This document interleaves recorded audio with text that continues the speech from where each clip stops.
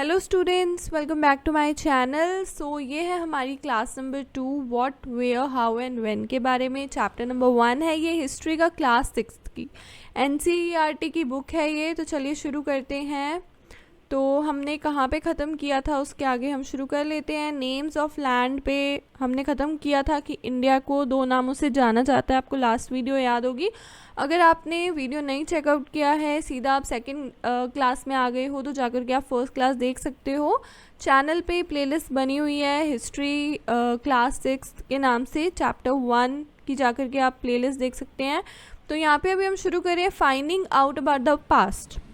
यहाँ पे ये है ना कि ये जो हमारी क्लास 6 की बुक है ये हमारी एंशियंट हिस्ट्री से रिलेटेड है। जो क्लास 7th में आप बुक पढ़ोगे ना वो मेडिवल हिस्ट्री से रिलेटेड होगी, और क्लास 8 की बुक जो होगी वो मॉडर्न हिस्ट्री से रिलेटेड होगी। तो finding out about the past के बारे में हम यहाँ पे बात कर रहे हैं। मीन्स हम हज़ारों साल पहले की बात कर रहे हैं, और हम पास्ट के बारे में कैसे पता लगा सकते हैं। अब पास्ट के बारे में जो पता लगाते हैं उनको हम हिस्टोरियन कहते हैं या आर्कियोलॉजिस्ट कहते हैं। तो बहुत सारे तरीके होते हैं जिससे हम हमारे पास्ट के बारे में पता लगा सकते हैं। कैसे लगा सकते हो? आप बुक्स पढ़ सकते हो, बहुत सारे बुक्स अवेलेबल हैं। लाइब्रेरीज़ में जाओगे तो आपको हिस्ट्री की कितनी सारी बुक्स मिल जाएंगी जिसमें ये लिखा हुआ कि भाई इस राजा ने ये किया था, पहले ये होता था, ऐसे लोग रहते थे। तो हम कैसे पता लगा सकते हैं? मान लीजिए हमें पता करना है कि हमारे 1000 साल पहले क्या हुआ, तो हम क्या करेंगे? हम बुक्स रीड करेंगे।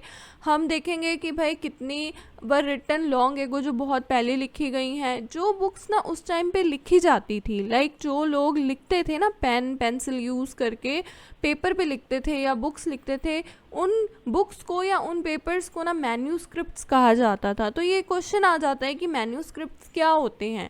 तो they are written by hand, that's why they are known as manuscripts. ठीक है। जो ये मैन्यूस्क्रिप्ट है ना, ये एक लैटिन वर्ड से आया है जो कि है मैन्यू, जिसका मतलब है हैंड।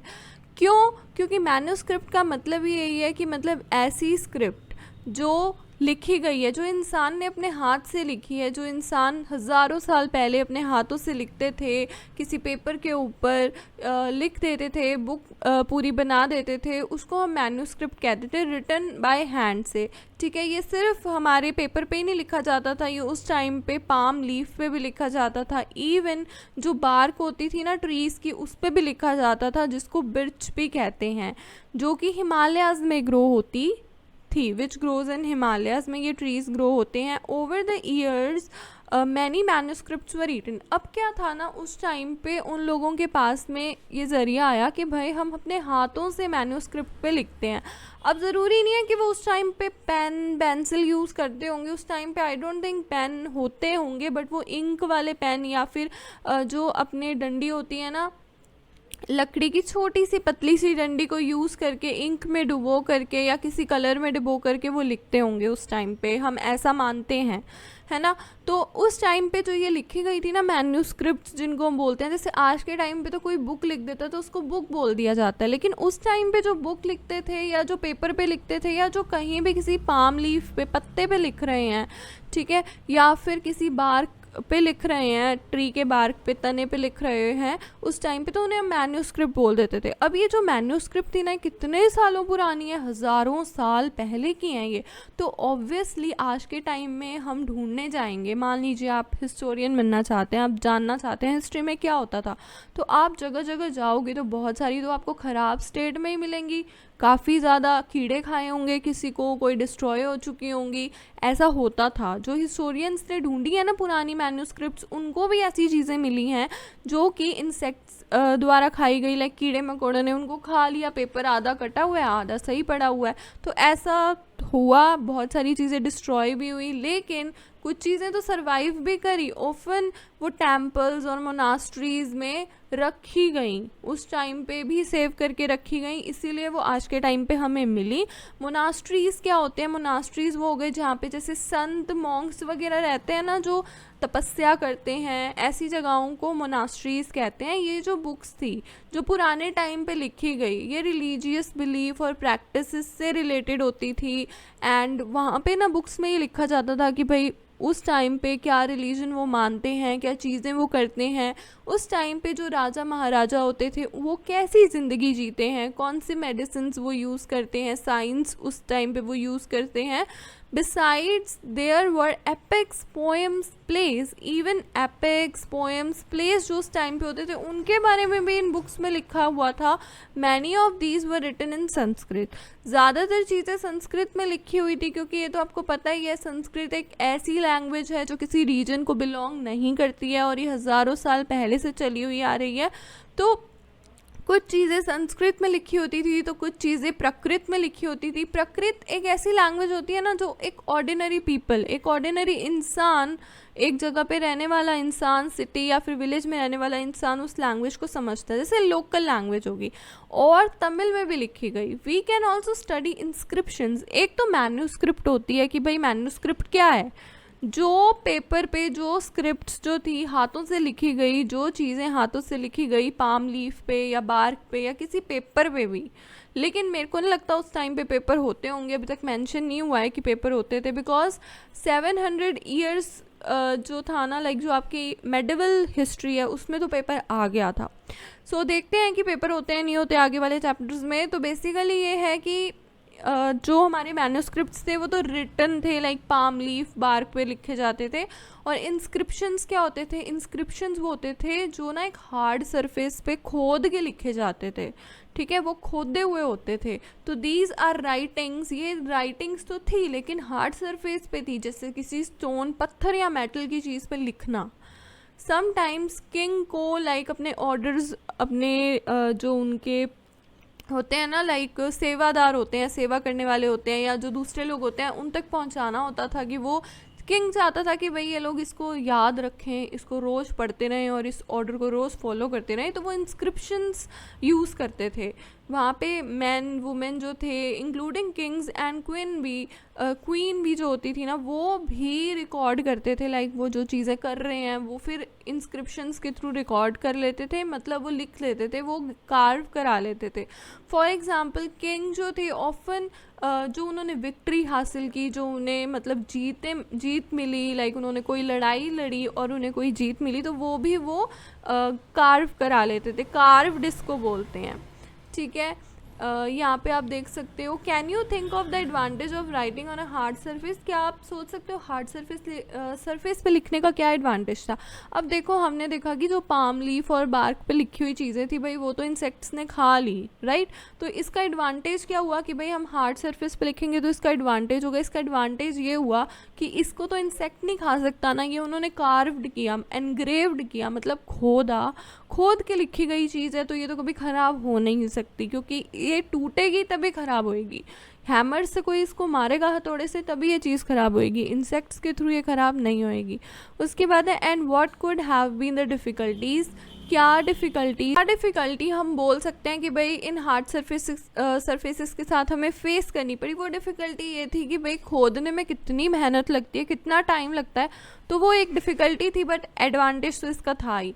तो there were many other things and that were made and use in the past. बहुत सारी चीज़ें थी जो पहले के टाइम पे लोग यूज़ करते थे और उन लोगों ने वो चीज़ें बनाई भी थी, ठीक है। जो इन चीज़ों की स्टडी करते हैं ना उनको आर्कियोलॉजिस्ट कहते हैं, उनको हिस्टोरियंस भी कहते हैं। तो they study the remains of building made of stone. जैसे कोई भी बिल्डिंग का लाइक टूटा फूटा सामान मिल गया जो कि स्टोन की बनी हुई है, ब्रिक्स की बनी हुई है, पेंटिंग, स्कल्पचर या पूरी की पूरी बिल्डिंग जो पुराने टाइम की बनी हुई है, जो लोग इनकी स्टडी कर रहे हैं उनको आर्कियोलॉजिस्ट या फिर हम उनको हिस्टोरियंस कहते हैं। They also explore and excavate to find tools. वो क्या करते हैं, वो जाते हैं, वो ढूंढते हैं कि हाँ कहाँ कहाँ ऐसी चीज़ें हैं। इवन वो खोदते भी हैं, सरफेस के अंदर भी देखने की कोशिश करते हैं अर्थ के सरफेस के कि कहीं कोई टूल मिल जाए, वेपन्स मिल जाए, पॉट्स। टूल्स मतलब कोई भी उनके वो हो सकते हैं ना, कोई भी जैसे सब्जी बनाने का टूल हो गया या फिर कोई भी पेंटिंग बनाने का टूल हो गया। वेपन्स तो हथियार ही होते हैं। पॉट्स हो गए, पैन्स हो गए, ऑर्नामेंट्स, ज्वेलरी होती है, कॉइन्स हो गए, तो मतलब पुरानी चीज़ें वो खोद के भी उन्होंने निकाली कि हाँ भाई उनको आइडिया हो गया कि यहाँ पे ये चीज़ हो सकती है, उन्होंने वहाँ खोदा, उनको ये चीज़ें मिली जो कि हज़ारों साल पुरानी थी। सम ऑफ दीज ऑब्जेक्ट्स में बी मेड ऑफ स्टोन, इनमें से कोई चीज़ें स्टोन की बनी हुई थी तो कोई चीज़ें बोन की बनी हुई थी, बेक्ड, क्ले या मेटल भी उनको मिला। Objects that are made of hard, मतलब ऐसे ऑब्जेक्ट्स जो बहुत ही हार्ड चीज़ के बने हुए हैं, इम्पेरिशेबल सब्सटेंस के बने हुए हैं, यूजुअली वो ही चीज़ें सर्वाइव करती हैं। इम्पेरिशेबल मीन्स जो चीज़ें जो हैं जल्दी से ख़राब नहीं होती हैं, टाइम के साथ ख़राब नहीं होती हैं, वो इम्पेरिशेबल ऑब्जेक्ट्स होते हैं। और ऐसे ऑब्जेक्ट्स उनको मिले जो चीज़ें ख़राब नहीं हो सकती थी, जैसे कि स्टोन, पत्थर की कोई भी चीज़ बनी हुई है ना वो जल्दी से ख़राब नहीं होएगी, वेयर एज बोन की बनी हुई चीज़, बेक्ड क्ले या मेटल की बनी हुई चीज़ ज़रूर ख़राब हो सकती है। उसके बाद में आप देखिए यहाँ पे आपको लेफ़्ट में दिया हुआ है एक पोट मिला था हमें, ये मटका सा है, एक ओल्ड सिटी से हिस्टोरियंस को मिला जो पोर्ट था। लाइक दीज वर यूज, ये 4700 साल पहले ऐसे पोर्ट्स यूज़ होते थे जहाँ पे ब्लैक इंक से काम किया जाता था। और राइट साइड पे देखोगे तो ये एक पुराना सिल्वर कॉइन है। ये जो कॉइन थे ये 2500 साल पहले यूज़ किए जाते थे। In what ways is the coin different from the ones we use today? Obviously ये एनग्रेव्ड कॉइन्स हैं। ये क्वेश्चन पूछ रहे हैं ना कि भाई पुराने कॉइन्स आज के कॉइन्स से डिफरेंट क्यों थे। देखो पहले के कॉइन बनाने में एक तो बहुत ज़्यादा मेहनत लगती थी, प्लस एनग्रेव्ड थे, वो कार्व्ड थे। आज के टाइम पे ऐसा नहीं होता, आज के टाइम तो ईजिली मशीन बना रही है भाई, इलेक्ट्रिसिटी पे सारा काम हो रहा है। तो ये चीज़ है कि अब थोड़ा मॉडर्निटी तो अब तो बहुत ही ज़्यादा आ गई, टेक्नोलॉजी बहुत एडवांस हो गई, उस टाइम पे नहीं होती थी। तो ये डिफरेंसेस हो सकते हैं। आर्कियोलॉजिस्ट ने like also look for bones भी उन्होंने ढूंढने की कोशिश की, एनिमल्स की, बर्ड्स की, फिश की, एंड उन्हें मिली भी। ठीक है, टू फाइंड आउट, उन्होंने ये भी जानने की कोशिश की कि उस टाइम पे लोग क्या खाते थे, जैसे प्लांट रिमेन्स सर्वाइव किए नहीं किए, बिकॉज प्लांट रिमेन्स तो बहुत ही कम सर्वाइव करते हैं, वो तभी सर्वाइव कर सकते हैं, मतलब पौधे कौन कौन से सर्वाइव किए यहाँ पे वो बात हो रही है। वो पौधे सर्वाइव कर सकते हैं जिनका ना वुड या फिर ग्रेन्स के पीसेस जो होते हैं ना वो जल के उसी जगह रह गए हों, और ऐसी चीज़ें मिली भी हैं। Do you think cloth is found frequently by archaeologist? Obviously जो कपड़ा है वो कहीं ना कहीं बंधा हुआ मिला है आर्कोलॉजिस्ट को। पूरा का पूरा कपड़ा तो सर्वाइव नहीं कर सकता क्योंकि कपड़ा इतने सालों में तो पूरा गल के ख़त्म हो जाता है, लेकिन थोड़ा बहुत मिला है। हिस्टोरियंस दैट इज स्कॉलर्स, अब देखिए आर्कियोलॉजिस्ट को हम हिस्टोरियन भी कहते हैं और इनको हम स्कॉलर्स भी कहते हैं। तो कोई आपसे स्कॉलर्स नाम पूछ ले, लाइक स्कॉलर्स किनको कहते हैं, तो आपको पता होना चाहिए कि जो लोग हिस्ट्री की, पास्ट की स्टडी करते हैं उनको हम स्कॉलर्स भी कहते हैं। तो वो क्या करते थे, वो ना एक वर्ड सोर्स यूज़ करते थे, ज़रिया यूज़ करते थे, source word, information find out करने का। लाइक मान लो उन्हें कहीं से इंफॉर्मेशन मिली है, मैन्यूस्क्रिप्ट से मिल गई, इंस्क्रिप्शन से मिल गई, आर्कियोलॉजी से मिल गई। आर्कियोलॉजी मीन्स जो ये सारी चीज़ें आपको पॉट्स, पैन्स वगैरह मिली हैं ना, जो आर्कियोलॉजिस्ट ने फाइंड आउट करी, डिग करके, लाइक खोद करके जो भी चीज़ें पुरानी मिली वो आर्कियोलॉजी में आ जाएंगी। तो जो ये मैन्यूस्क्रिप्ट्स, इंस्क्रिप्शंस आर्कियोलॉजी से उन्हें सामान मिलता था ना, तो वो सोर्स वर्ड यूज़ कर लेते थे कि हाँ हमारा ये सोर्स है, इस सोर्स से हमें ये सामान मिला है, इस सोर्स से हमें वो सामान मिला है, तो वो मेंशन भी करते हैं। आज के टाइम पे भी हिस्टोरियंस की, आप हिस्ट्री की बुक्स लोगे ना जो अभी लेटेस्ट राइटर ने लिखी होगी, उसने ज़रूर मेंशन किया होगा कि उसको ये इन्फॉर्मेशन मिली कहाँ से, इस इन्फॉर्मेशन का सोर्स क्या है। ठीक है, तो as we reconstructed bit by bit, when sources are found, learning about the past becomes an adventure. Obviously जब आपको चीज़ें मिल जाती हैं, जब आपको सोर्सेज मिल जाते हैं, जब आपको एक ज़रिया मिल जाता है चीज़ों को ढूंढने का, चीज़ों तक पहुंचने का, तो फिर वो तो एक लाइफ एडवेंचर बन जाता है क्योंकि हम उसको रिकन्स्ट्रक्ट करते रहते हैं। इसीलिए जो हिस्टोरियंस थे, और हिस्टोरियंस थे नहीं, अभी भी जो हिस्टोरियंस और आर्कियोलॉजिस्ट हैं, पहले भी होते थे हिस्टोरियंस और आर्कियोलॉजिस्ट, तभी तो आज के टाइम पे हमें इतनी सारी बातें पता चली हैं। और जो हिस्टोरियंस और आर्कियोलॉजिस्ट काम कर रहे हैं वो एक डिटेक्टिव की तरह काम करते हैं, who use all the sources. वो सारे सोर्सेज को ना एक क्लू के रूप में यूज़ करते हैं पास्ट के बारे में चीज़ें फाइंड आउट करने के लिए। अब बात करते हैं वन, पास्ट और मैनी। अब आप देख सकते हो इस बुक का नाम क्या है, पास्ट, अवर पास्ट। राइट। ऐसे इन्होंने लगाया है, क्यों लगाया है? क्योंकि पास्ट जो वर्ड है ना वो हम प्लूरल में यूज़ करते हैं ये अटेंशन ड्रॉ करने के लिए कि सब लोगों का पास्ट अलग अलग होता है, एक सिंगल पास्ट तो होता नहीं है। हर इंसान जो भी इस धरती पे रह रहा है, जो भी पुराने समय में रहा है, उन सबका पास्ट एक्सपीरियंस अलग होता है। For example, lives of herders और farmers were different from those of kings and queens. Obviously उस टाइम पे जो चरवाहे थे, जो फार्मर्स थे, किसान थे, उनकी ज़िंदगी तो किंग और क्वीन की ज़िंदगी से अलग ही होती होगी ना, क्योंकि भाई वो तो चरवाहे और किसान थे, वो तो एक सिंपल लाइफ जीते थे, गरीब होंगे वो ऑब्वियसली बिकॉज वो हर्डर्स थे और फार्मर्स थे। और किंग और क्वीन की बात करोगे तो वो तो एक आलीशान ज़िंदगी उस टाइम पे जीते होंगे, उनके पास किसी चीज़ की कमी नहीं होती होगी, उनके आगे पीछे तो नौकर घूमते होंगे। तो ये चीज़ों का डिफरेंस हो जाता है। लाइव्स देख लो मर्चेंट्स की, मर्चेंट्स वो होते हैं जो कि व्यापार करते हैं। व्यापारियों की ज़िंदगी भी तो क्राफ्ट पर्सन से अलग होगी। क्राफ्ट पर्सन कौन हो गया? जो जैसे पॉट्स बनाता है, सीनरीज बनाता है, पेंटिंग्स बनाता है, वो क्राफ्टी पर्सन ही हो गया। लाइक वो क्राफ्ट वाली चीज़ें कर रहा है। अब उसकी ज़िंदगी एक बिजनेसमैन की ज़िंदगी से तो अलग होगी ना। बिजनेसमैन को तो भाई एक जगह से दूसरी जगह भी जाना पड़ता था उस टाइम पे व्यापार करने के लिए। आज के टाइम पे तो फ़ोन अवेलेबल है, फ़ोन पे बात होके काम हो जाता है, लेकिन पहले ऐसा नहीं होता था। पहले ना तो फ़ोन होता था, ना चिट्ठियाँ जाती थी, भाई लोगों को एक जगह से दूसरी जगह अपना सामान बेचने जाना पड़ता था।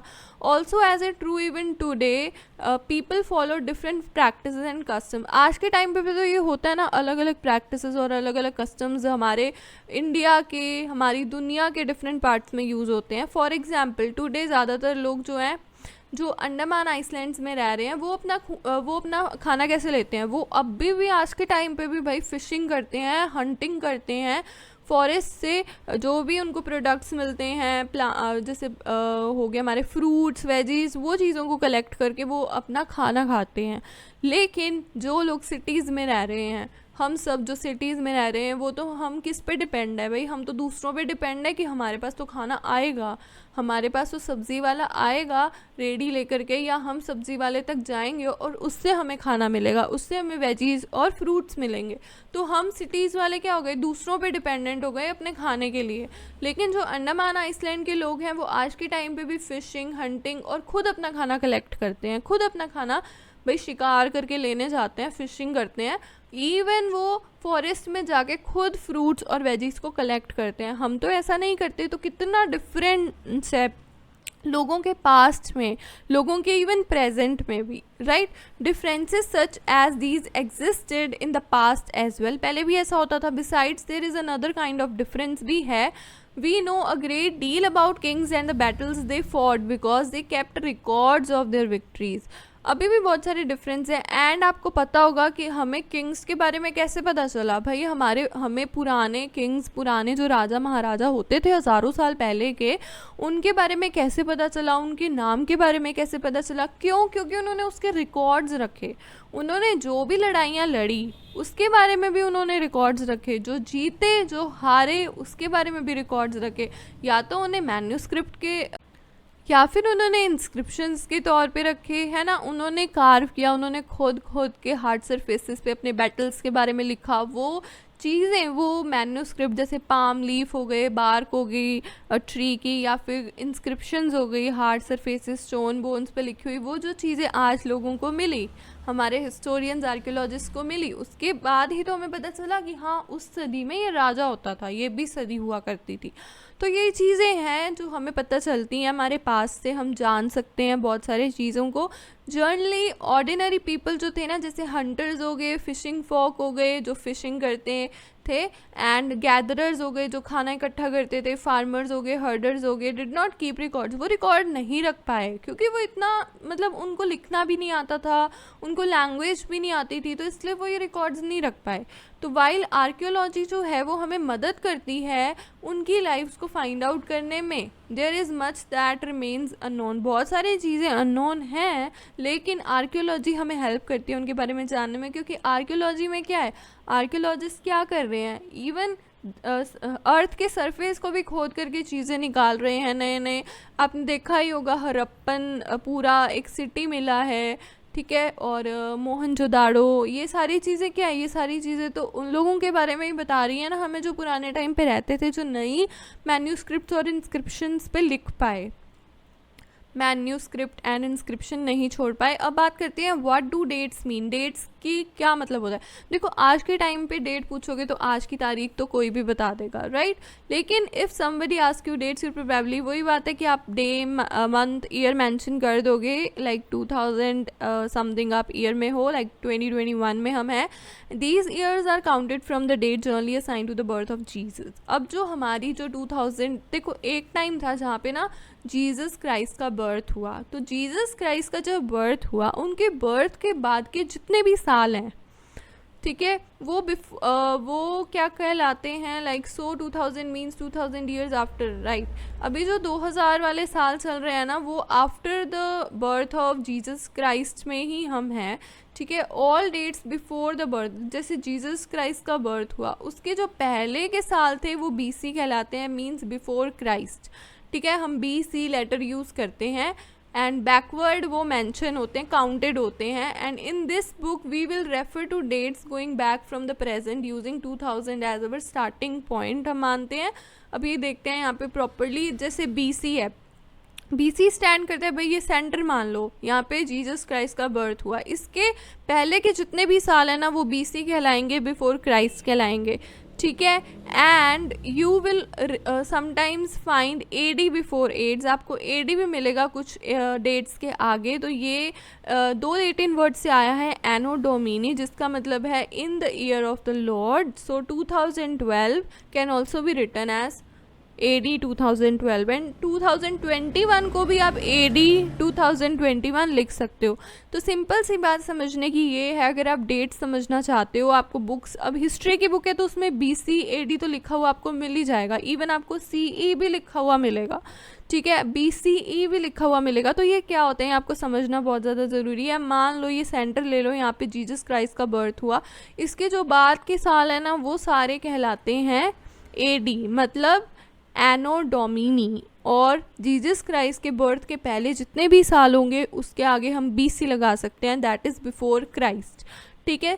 कई बार हम CE यूज़ करते हैं AD की जगह, लाइक जीसस क्राइस्ट के बर्थ के बाद जितने भी साल हुए वो सारे AD या CE कहलाते हैं। CE मतलब कॉमन एरा, और जो पहले के साल थे उनके लिए आप BC यूज़ कर सकते हो एंड BCE भी यूज़ कर सकते हो, that is before common era या फिर बिफोर क्राइस्ट, ठीक है। The letter CE stands for common era and BC stands for before common era. We use this terms because, हम इन टर्म्स को क्यों यूज़ करते हैं, क्योंकि जो क्रिश्चियन एरा था वो आज के टाइम पे ज़्यादातर लाइक इज़ नाउ यूज, आज के टाइम पे ज़्यादातर कंट्रीज़ में यूज़ होता है ये क्रिश्चियन एरा, एंड इंडिया में भी हम इसको यूज़ करने लगे थे 200 ईयर्स अगो पहले ही। तो एंड समटाइम्स लेटर BP भी यूज़ कर लेते हैं हम बिफोर प्रेजेंट के लिए, मतलब पहले के टाइम के लिए, पुराने टाइम के लिए हम BCE एंड BP यूज़ कर सकते हैं, दैट इज़ बिफोर प्रेजेंट, ठीक है। तो यहाँ पे आप पेज नंबर 3 पे जाओगे तो आपको डेट्स मिलेंगी, 2 डेट्स हैं,